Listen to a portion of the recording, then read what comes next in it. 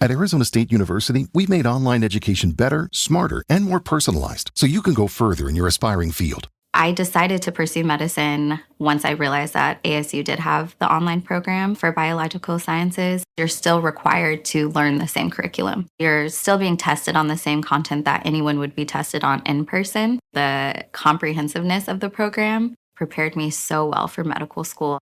Explore over 350 plus programs at asuonline.asu.edu. The first time I saw a mountain lion, my initial reaction was, holy shit.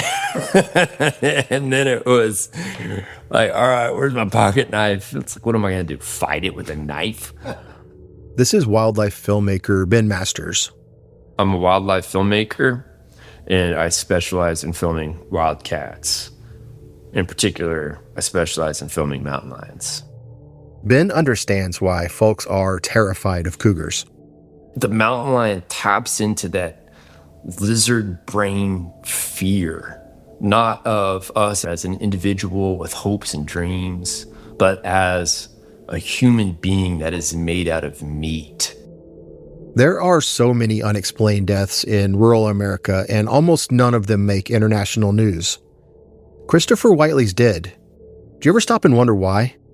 Why were so many people eager to believe that Christopher was killed by a mountain lion, and so many others were outraged by the very same suggestion? I don't think it really has all that much to do with Christopher, except that his death landed right in the middle of a much bigger struggle. A struggle that was about to erupt, and this filmmaker, Ben Masters, was about to find himself at the center of the controversy. And just like saying all this crazy stuff about my wife and like, you better watch your kids or they're going to disappear. And I had to like talk to the FBI. From Free Range Productions in association with the Dallas Morning News, this is Season 4 of The Unforgotten, Kill Site. I'm your host, Wes Ferguson, and this is Episode 5, The Scapegoat.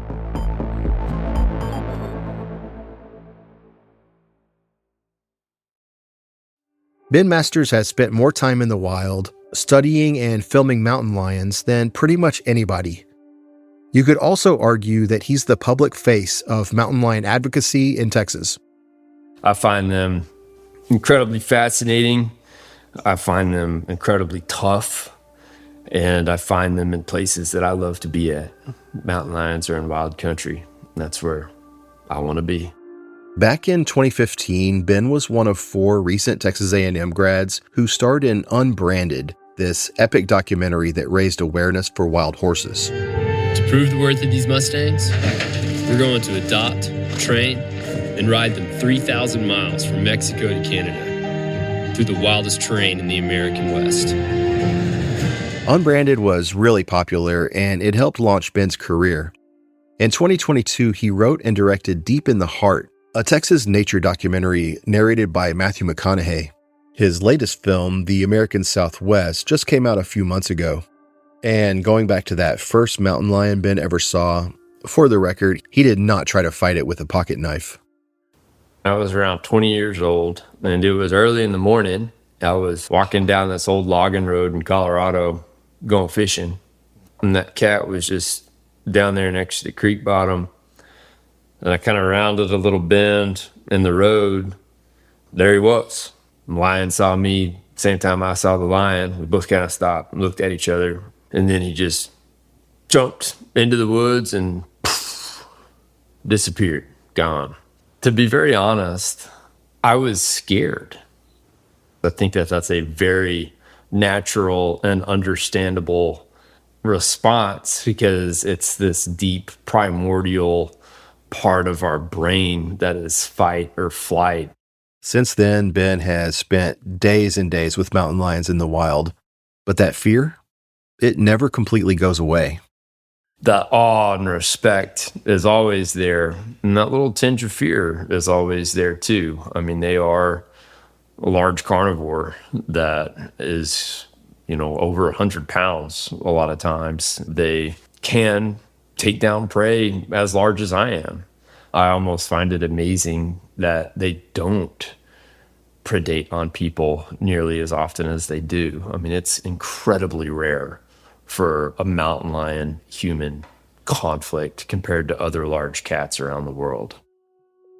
At one time, cougars ranged across nearly all of North and South America and pretty much all of what is now the United States. Looking at the colonization of the United States, the eastern half of the country, mountain lions were extirpated with hunting and trapping and poison. A lot of that was government subsidized in the early 1900s, just kind of a general war on all predators, whether that was bears, wolves, mountain lions. The culture was that anything that could theoretically kill another mammal is therefore competition with us. It could kill our livestock. Let's just kill all the carnivores. And there was just a multi-decade war against mountain lions that was successful. Ben's introduction to the mountain lions of his home state, Texas, came about 12 years ago when he made a short documentary called Lions of West Texas. He shadowed scientists who were studying cats in one of their only strongholds in the state, way out in the Davis Mountains. What they found was mostly what you'd expect. The lions ate deer, pigs, javelinas. They also ate coyotes and foxes. One of them even ate a buzzard. But there was something else Ben discovered during that project, something that would change the direction of his life. The thing that absolutely shocked me with that Davis mountain lions study was the mountain lion mortality. Each year, half their cats were getting killed, and all of them were getting killed from traps. And that corresponds with other studies here in Texas. There was a big study out at Big Bend Ranch State Park. They collared 22 mountain lions, and every single one of them got trapped. With the exception of one. One of them got shot. And just so we're clear, all these lions being trapped are not getting released somewhere else. They're being killed mostly by ranchers who don't want lions preying on their livestock. Ben also took exception with the way these lions were being trapped. The trapping pressure is very intense, and the way that they trap the mountain lions, quite frankly, I think it's just a bunch of horse shit. A lot of the trappers will put a trap inside of a mountain lion draw or a pass or a scrape, and then they'll leave it and they won't check it. And lion comes through there mid-February, nice cool temps, a little bit of dew on the ground. They get their foot whacked in that trap.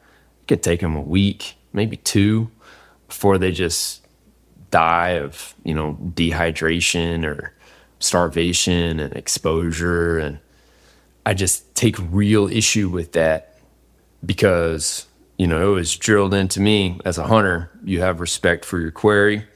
You give them an honorable death. And then later in high school, whenever I was trapping, you check your traps every day. And I just hate it that there's traps just sitting out there sometimes for months on end without ever getting checked. And it catches those cats and they just die from dehydration and exposure. And it's not just the cats. I think the mountain lion traps are the number one factor on why bears haven't naturally recolonized Texas as well. After the break, Ben speaks out against this kind of trapping and he pays the cost.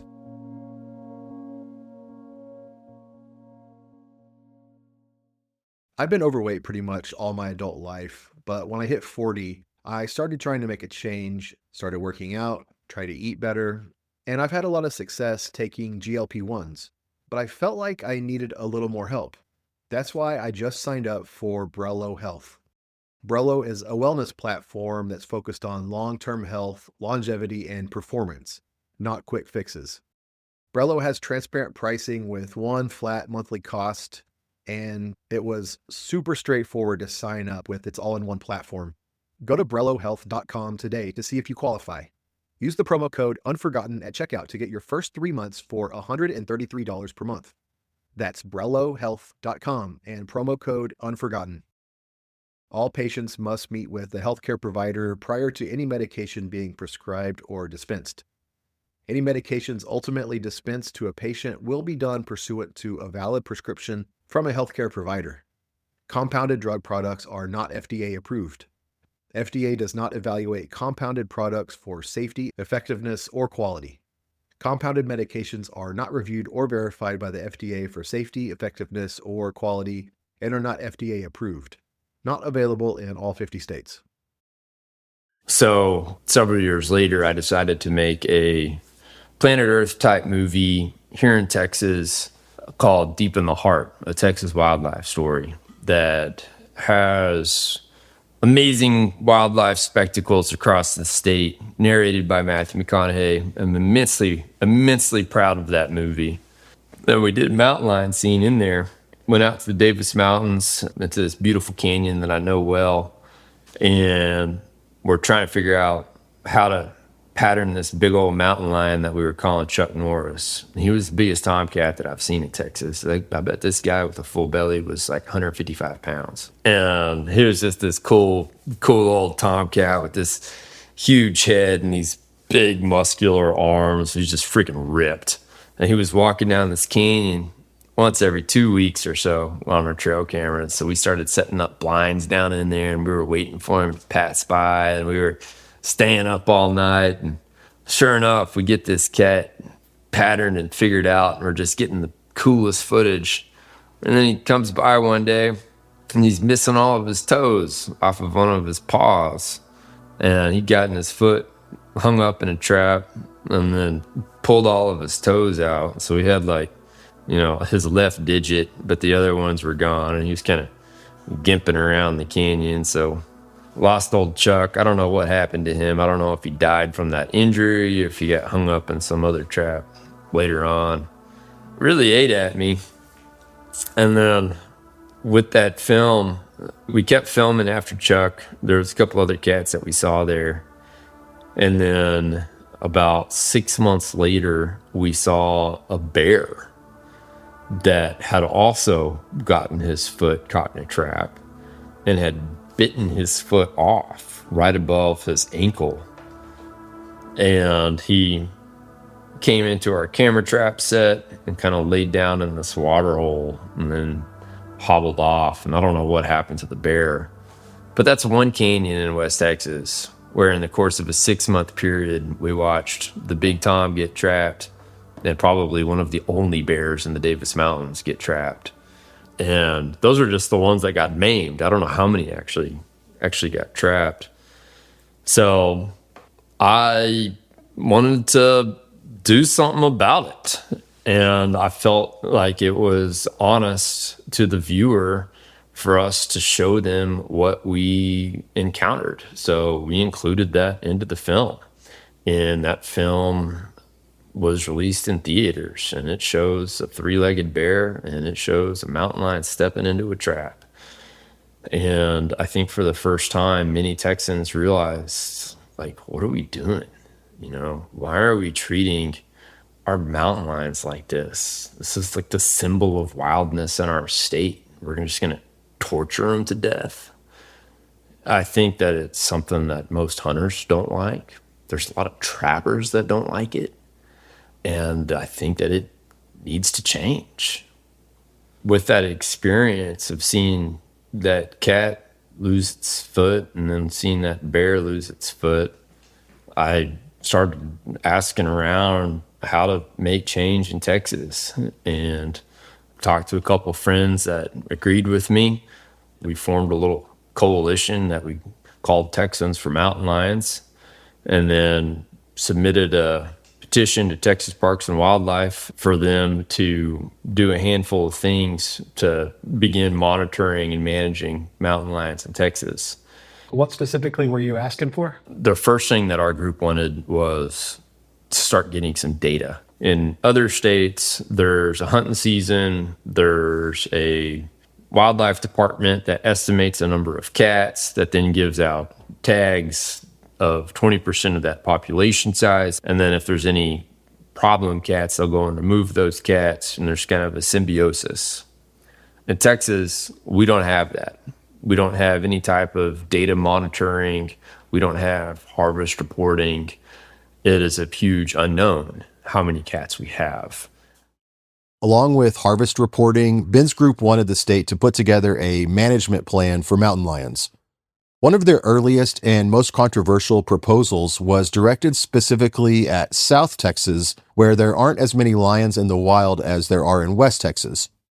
In South Texas, they wanted to set a limit where no one person could hunt any more than 5 mountain lions in a given year. People heard they might only be able to kill 5 lions, and they freaked out.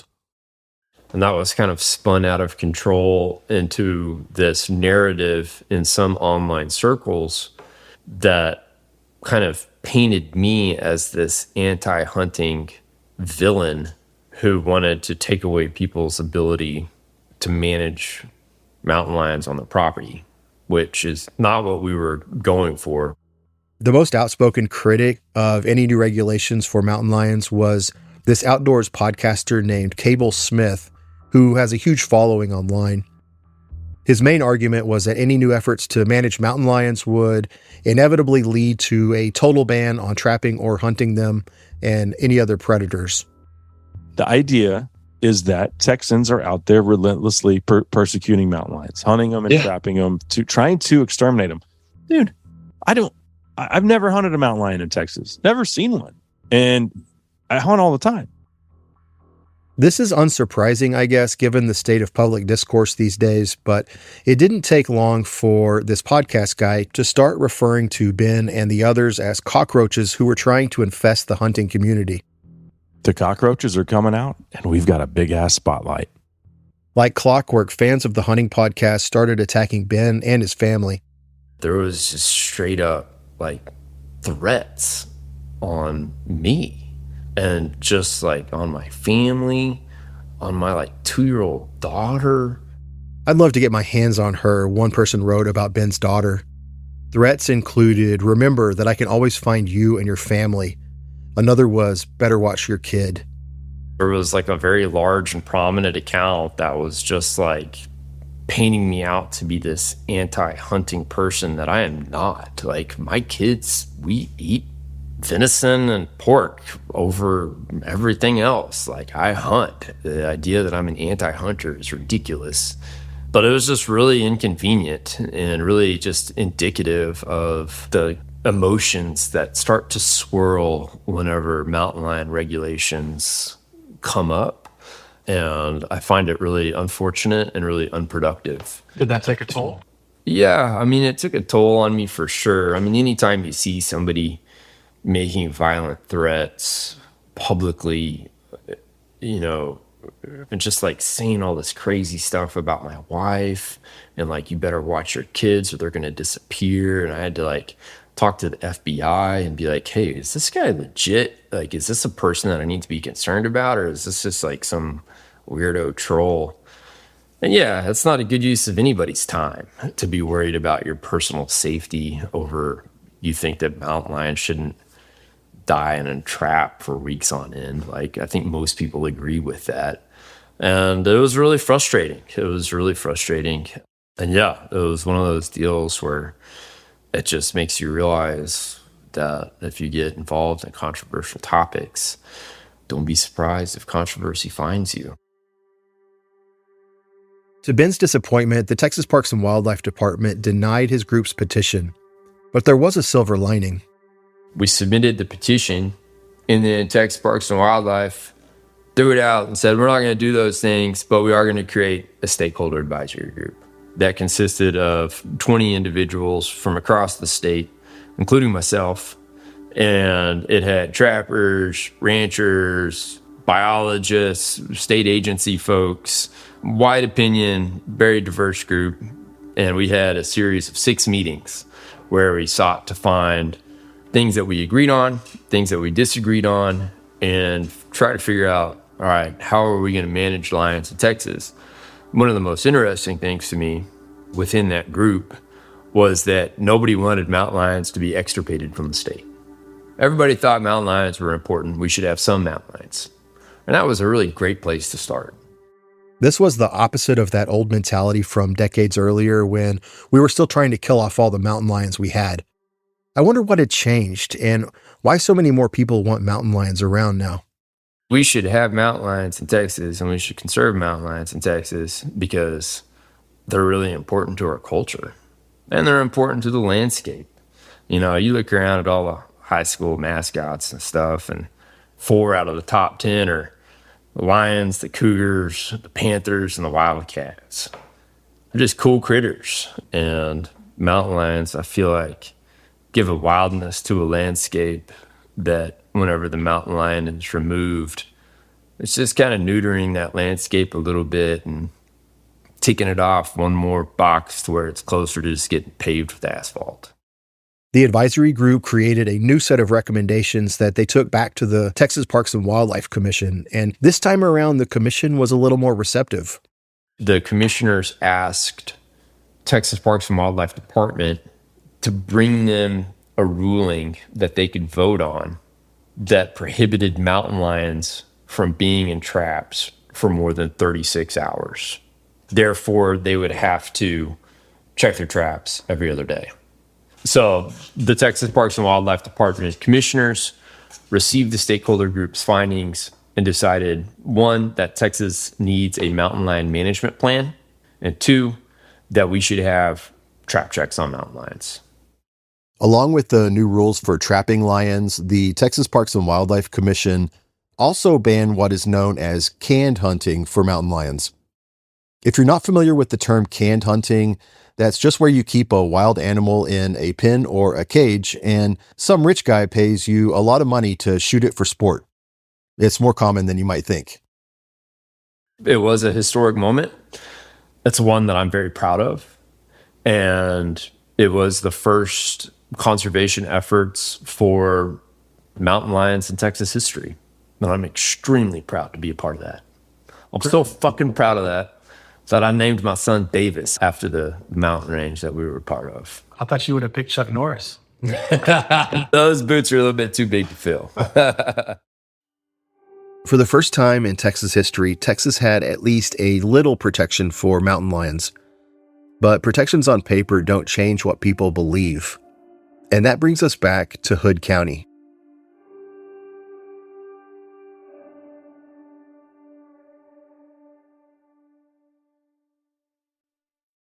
Given Ben's history with mountain lions, I wanted to know what he thought about the Hood County Sheriff's Office blaming a lion for the death of Christopher Whiteley. Ben had some strong opinions on that, but first he pointed out the bigger picture. I think the mountain lions are an easy scapegoat for a lot of unknowns. Why can't I make my ranch profitable? Well, it's got to be those mountain lions. It's damn for they're not sure because we've been overgrazing it for the last 25 years. Why are the deer numbers down? Well, it's got to be the mountain lions, not poor fawn survival because of drought. You know, why can't I keep my ranch together because my brother wants to sell? You know, there's all these challenges that exist within land management, and there is a long history of blaming problems on carnivores in the United States. And I think part of that comes from that fear that I was describing to you earlier and the unknown. And mountain lions are this mysterious creature that is rarely seen. And when you see them, it's often just for a glimpse. All you see is their tracks. They're the perfect escape artist. Why this fellow thought that it was appropriate to blame the murder or to blame the death of this man on a mountain lion. It's probably because he didn't have any other ideas of what to do, and mountain lions are an easy scapegoat. At any time a mountain lion is seen on a game cam in the Dallas area, it becomes, top headlines. I think that was part of it too. It made the front page news or 9 o'clock news, like mountain lion seen. And so people kind of lose their minds. Yeah. Mountain lion sightings are contagious. And people get a ring camera, people get a trail camera, and then all of a sudden people start talking about it and it enters conversations. People love to talk about mountain lions. It's because they're cool. They're awesome animals. And a lot of people are afraid of mountain lions. And a lot of people don't know that mountain lions have never killed a person in Texas ever. There's not a single documented mortality from a mountain lion in Texas history. There's 30 million of us. None of us are getting killed by mountain lions. You know what kills people? Cars. Those are dangerous. You're driving a multi-ton steel torpedo loaded with liquid explosives faster than the fastest land mammal can run. But our brains aren't evolved to be afraid of cars. Our brains are evolved for saber-toothed cats that hunted our ancestors 5,000 years ago. And that fear, which isn't backed up by facts or by critical observation, that's what drives a lot of the emotions around mountain lions. And I think that primal fear probably had something to do with why this sheriff said it was a mountain lion. And I can kind of understand that a little bit. Like, well, I don't have any other good ideas. Hell, it was probably a mountain lion. I mean, it could have been Bigfoot. There's more Bigfoot sightings than there are mountain lion sightings in Texas. It could have been old Squatch. But for that sheriff to double down on it and not admit wrong, it's like, man, you're really casting a lot of shade at mountain lions. There's not even any cats up there. There's not a viable population up there. You're blaming something on an animal that doesn't even exist. It just makes you look like a fool. Ben Masters and his crew at Fin and Fur Films are now working on a documentary about his favorite critter, the mountain lion.